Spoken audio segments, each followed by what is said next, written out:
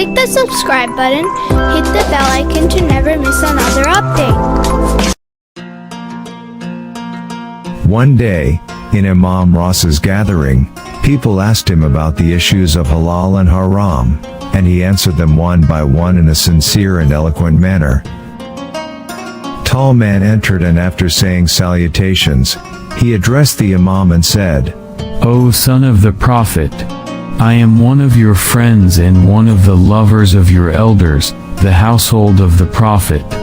I traveled to Makkah, and I have lost my belongings. Now I have nothing left to return to my homeland. If possible, help me return to my homeland. And since I am not begging, when I get home I will give charity in the way of God.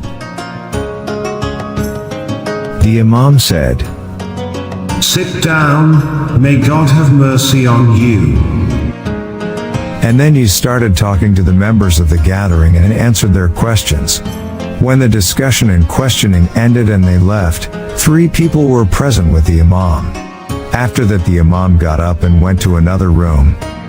After some time he called from behind the door and said, Where is that traveler? The man said, I am here.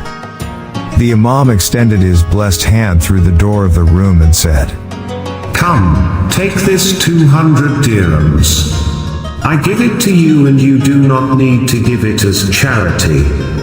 The traveler took the money, said goodbye, and then left the Imam's house. The Imam came out of the room and sat down. Suleiman Jafari, one of these 3 people, asked, O son of the Prophet, may our lives be sacrificed for you. Why did you do that, and why did you hide yourself? Imam Ali Ibne Musa A.S said, Because I did not want to see the embarrassed face of this traveler, as he would feel humiliated. Imam Raza was very gracious and kind. We should learn from his life and his excellent attributes.